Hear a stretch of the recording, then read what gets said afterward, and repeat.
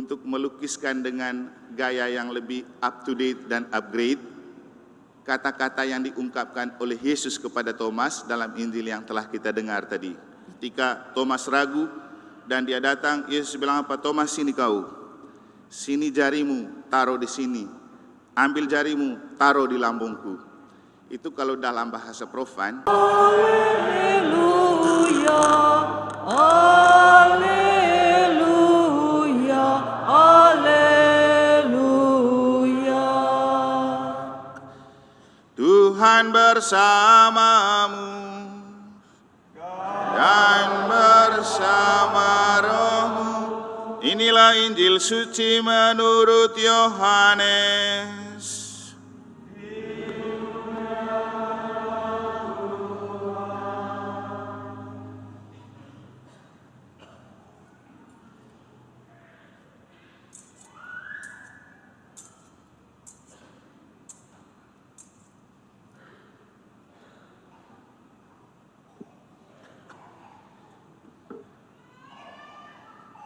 Pada waktu malam di hari pertama pekan itu, berkumpullah murid-murid Yesus di suatu tempat dengan pintu-pintu yang terkunci, karena mereka takut kepada para pemuka Yahudi.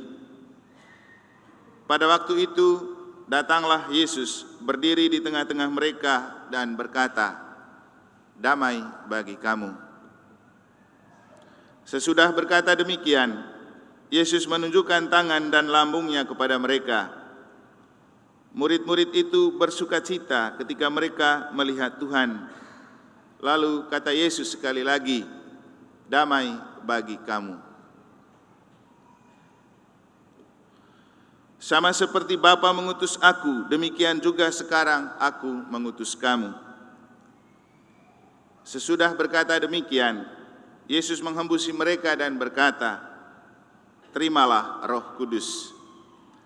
Jika kamu mengampuni dosa orang, dosanya diampuni, dan jika kamu menyatakan dosa orang tetap ada, dosanya tetap ada." Ketika Yesus datang ke situ, Thomas, seorang dari ke-12 murid yang juga disebut Didimus, tidak ada bersama-sama mereka. Kata murid-murid yang lain itu kepadanya, "Kami telah melihat Tuhan." Tetapi Thomas berkata kepada mereka, "Sebelum aku melihat bekas paku pada tangannya, dan sebelum aku menaruh jariku ke dalam bekas paku itu, dan menaruh tanganku ke lambungnya, sekali-kali aku tidak percaya." 8 hari kemudian, murid-murid Yesus berada kembali dalam rumah itu, dan Thomas bersama-sama dengan mereka. Sementara pintu-pintu terkunci, Yesus datang lagi. Ia berdiri di tengah-tengah mereka dan berkata, "Damai bagi kamu." Kemudian Yesus berkata kepada Thomas, "Taruhlah jarimu di sini dan lihatlah tanganku. Ulurkanlah tanganmu dan taruhlah ke lambungku. Dan jangan engkau tidak percaya lagi, melainkan percayalah."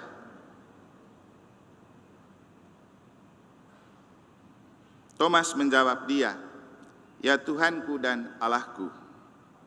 Kata Yesus kepadanya, "Karena engkau telah melihat aku, maka engkau percaya. Berbahagialah mereka yang tidak melihat namun percaya." Memang, masih banyak tanda mujizat lain yang diperbuat Yesus di depan mata murid-muridnya yang tidak tercatat dalam kitab ini. Tetapi hal-hal ini telah dicatat supaya kamu percaya bahwa Yesuslah Mesias Putra Allah, dan supaya karena percaya kamu memperoleh hidup dalam namanya.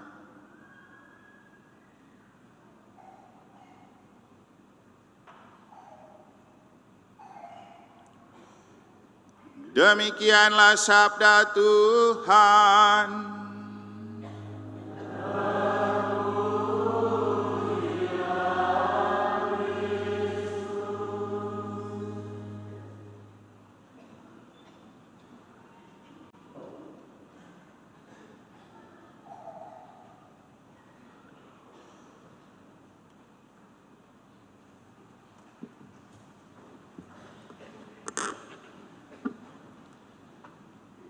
Tadi waktu di pintu masuk gereja, ada salah satu umat, kayaknya dia itu fans Barcelona. Lalu dia ngaku begini, Romo sorry, terlambat, tadi nonton sepak bola. Saya bilang, saya tahu kamu nonton El Clasico kan, final Copa del Rey. Tapi saya lihat mukanya agak cerah sih. Tadi El Clasico itu siapa menangnya? Hah? Barcelona. Berapa skorsnya? 3-2. Begitu saya masuk, saya lihat macam ada yang loyo-loyo begitu. Kemudian dari depan saya lihat ada yang menguap-menguap begitu. Saya takut ini fans Madrid yang kalah ya. Sudah melek, kalah lagi, tambah bete gitu. Maka supaya kita tidak tertidur karena kekalahan untuk fans Madrid, saya coba membangkitkan gairah para fans Madrid yang lelah itu, dan kita semua mungkin juga ada yang lelah karena pesta Paskah, untuk melukiskan dengan gaya yang lebih up to date dan upgrade kata-kata yang diungkapkan oleh Yesus kepada Thomas dalam Injil yang telah kita dengar tadi. Ketika Thomas ragu dan dia datang, Yesus bilang apa? Thomas, sini kau, sini jarimu, taruh di sini, ambil jarimu, taruh di lambungku. Itu kalau dalam bahasa profan, ini kan sering diiringi oleh fans Madrid seperti Om Servas mereka lagunya. Juga kadang mungkin sering dinyanyikan oleh Padeki mereka. Ini ada Padeki di sini. Teman duet saya waktu tugas di Dompu, beliau sebagai Wakapolres, saya sebagai pastor paroki, kita itu sering duet di depan pemerintah. Sama-sama orang Katolik.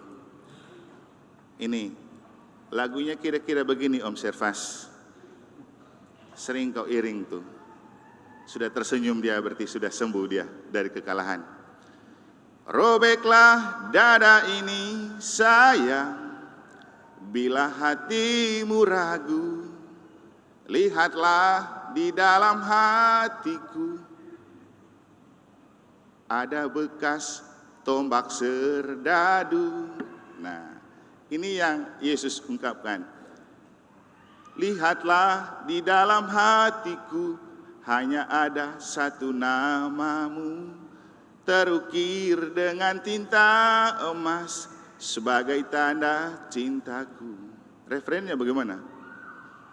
Ada yang tahu?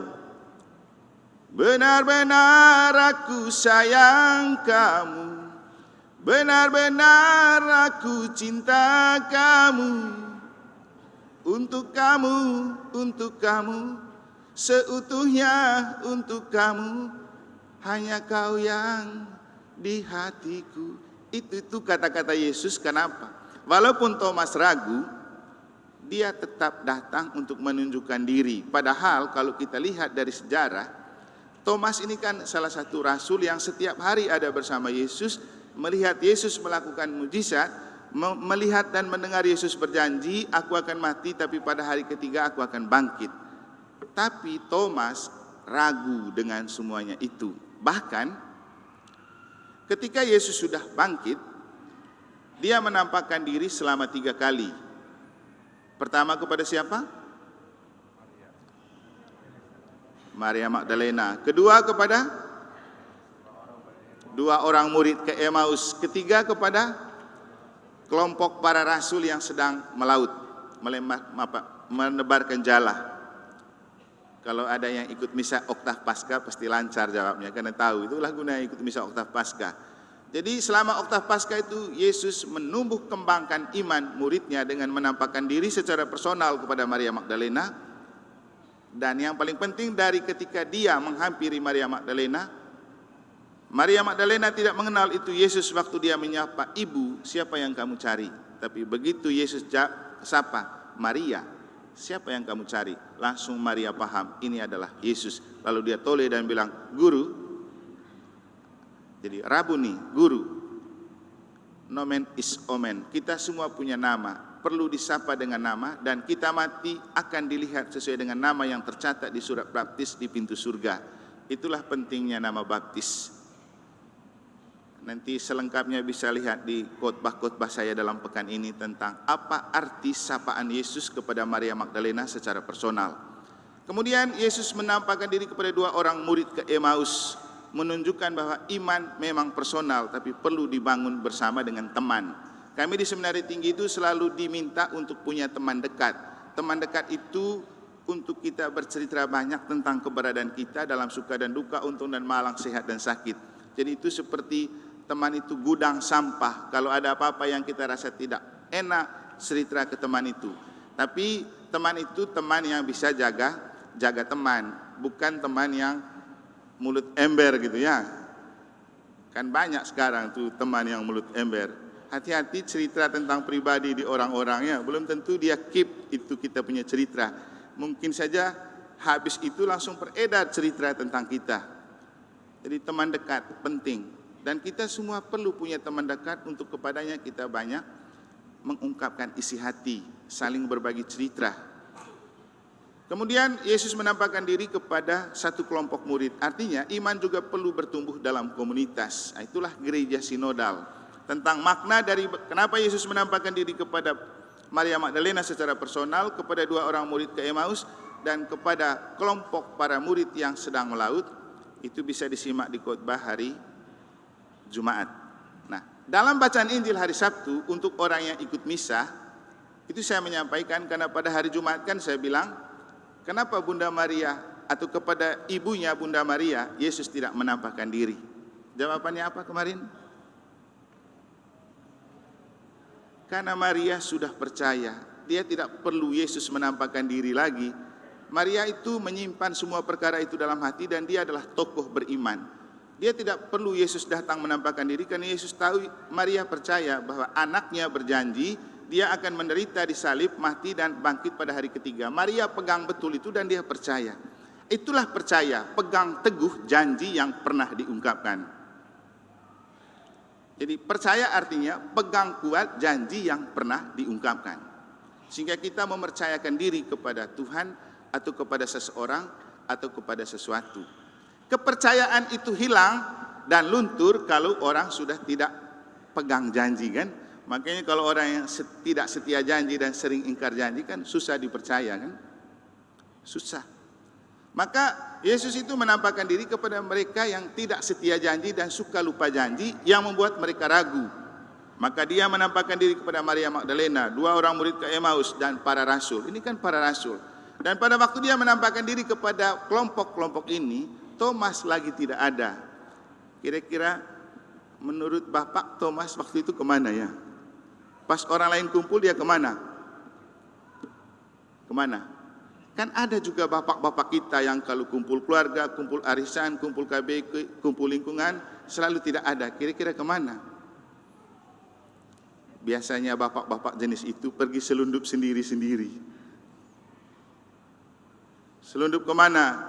Judi kira-kira bisa. Judi online, ya pergi macam-macam yang istri anaknya tidak tahu. Atau kadang-kadang ada istri anak yang tahu kalau suaminya tukang judi. Tapi dia diam-diam saja. Kenapa ya? Bapak Ibu, hati-hati kalau kita itu jarang masuk dalam komunitas, tidak hadir dalam pertemuan, tidak hadir dalam kebersamaan, hati-hati. Itu yang melunturkan kepercayaan dan orang bertanya, dia ini selalu kemana? Nah, kita kembali ke Thomas. Memang sih kitab suci tidak menulis Thomas ini kira-kira kemana. Mungkin saja Thomas karena dia kecewa, dia pergi entah kemana, mungkin jalan-jalan begitu. Kecewa kenapa? Yesus kan mati. Tapi ketika dia suatu kali kembali, murid-murid bercerita tentang Yesus sudah bangkit loh, kami sudah ketemu. Dia tidak percaya. Ketidakpercayaan Thomas di satu sisi secara negatif memang tidak baiklah. Masa orang sudah lihat dan percaya dan berbicara kebenaran, kau masih tidak percaya. Tapi di sisi yang lain punya positifnya. Kenapa? Kalau Thomas tidak ragu, kita juga pasti mungkin juga kurang terlalu percaya. Karena keraguan Thomas itu yang membuat Yesus itu buka semua, beri habis. Kalau dia menampakkan diri kepada Maria Magdalena, 2 orang murid ke Emmaus dan kelompok para rasul kan kurang buka-bukaan begitu. Tapi begitu Thomas yang ragu, Yesus buka-bukaan. Dia bilang apa? Thomas, kau sini. Kau yang tidak percaya. Sekarang ambil jarimu, lihat ini luka di tanganku, pegang. Mari sini tanganmu, ini bekas luka di lambungku, ditombaki. Makanya tadi di bagian pengantar saya bilang, disinilah kita paham arti dari apa artinya kaki dan tangan Yesus dipaku, apa artinya setelah Yesus mati masih juga ditombakin lambungnya, karena hanya kalau ada luka, ada darah yang mengalir, kan? Dan darah yang mengalir dari diri Yesus adalah tanda keselamatan. Simbol pengorbanan, simbol cinta. Dan itulah kenapa kita merayakan Minggu Kerahiman, untuk mengenangkan betapa Tuhan sangat Maha Rahim kepada kita, bahkan sampai membiarkan dirinya terluka dan hatinya terluka untuk mengalirkan darah dan air yang melambangkan sakramen-sakramen gereja, tanda pembersihan, tanda pembasuhan, tanda pemurnian, tanda kita kembali dibalut dengan kasih Allah. Maka gambar kerahiman seperti yang ada itu kan memancarkan cahaya kasih dari dalam hati Yesus yang terluka. Sehingga Bapak Ibu, seringkali saya bilang, dan waktu Jumat Agung saya bilang, cinta sejati itu harus sampai hati terluka dan harus sampai dilukai. Karena ketika dilukai dan hati terluka, disitulah mengalir kerahiman kita. Jangan takut dengan hati terluka, jangan takut untuk dilukai sesama. Karena di balik luka selalu ada cinta tanpa batas, cinta yang tak pernah berhenti mengalir untuk kita dan dunia. Masalahnya kita susah dan tidak mau dilukai, tidak mau terluka. Tapi Bapak Ibu, cinta sejati tidak akan mengalir kalau tidak pernah dilukai dan disakiti. Seperti Yesus, justru karena dia disakiti hatinya, dilukai hatinya, disitulah kerahiman ilahi mengalir untuk kita. Dulu waktu zaman COVID, saya buat novena di Hati Kudus Yesus dan novena kepada Hati Bunda Maria. Dan hasil dari novena itu kemudian saya kristalkan dalam sebuah lagu yang judulnya Hati Kudus Yesus dan Hati Bunda Maria. Kenapa saya menyanyikan ini di sini? Karena kita kan berpelindungkan pada Bunda Maria yang punya hati tak bernoda, juga yang punya hati yang tak terbatas untuk mencintai kita. Kalau kita mau terus merasakan sepuhan aliran darah dan air yang menyelamatkan dari lambung Yesus, jangan lupa membuka hati Bunda Maria. Karena per Mariam ad Jesum, melalui Bunda Maria kita bisa sampai kepada Yesus. Bapak Ibu Saudara-saudari, kita meminta dan membuka hati Bunda Maria untuk paroki kita, untuk iman kita. Mungkin masih ada yang lemah, masih ada yang ragu. Semoga dengan darah dan air yang mengalir dari lambung Yesus, iman kita semakin diteguhkan dan dikuatkan, dan dengan itu kita makin militan dalam hidup beriman. Khotbah selanjutnya bisa Anda simak dalam kata-kata dari lagu ini.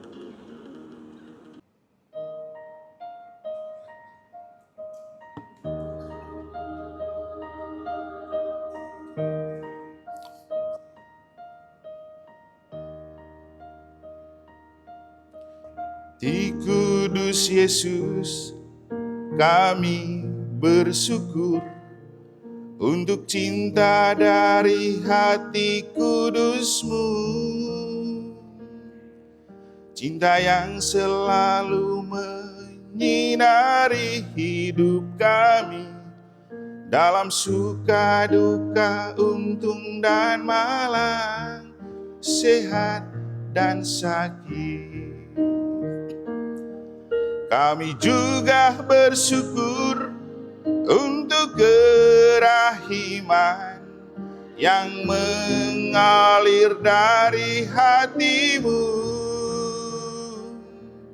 untuk merahimi kami dan dunia ini, walau sering jatuh dalam dosa dan kesalahan. Ya hati kudus Yesus, Engkau selalu tahu gejolak hidup kami, terkapar karena badai demi badai. Engkau juga tahu sejauh mana kami berjuang. Lalui badai ini kami sungguh tak mampu berjuang sendiri. Namun kami punya harap dalam iman akan cintamu yang takkan pernah berakhir. Layakkah kami Tuhan dapatkan pertolongan-Mu?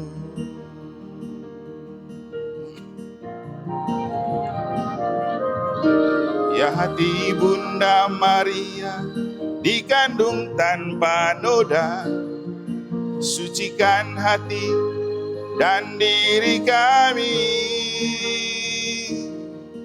agar darah, air, dan rahmat yang mengalir dari hati Yesus Putra Allah yang Bunda kandungi,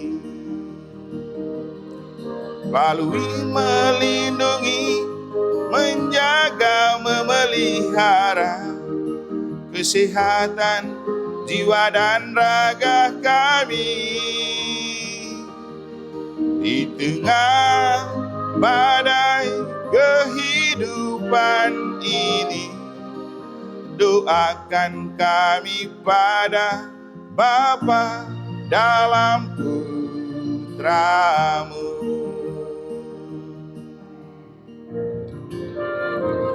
Bapa kami yang ada di surga, dimuliakanlah nama-Mu. Datanglah kerajaan-Mu, jadilah kehendak-Mu di atas bumi seperti di dalam surga. Berilah kami rezeki pada hari ini, dan ampunilah kesalahan kami seperti kami pun mengampuni yang bersalah kepada kami. Dan janganlah masukkan kami ke dalam pencobaan, tetapi bebaskanlah kami dari yang jahat.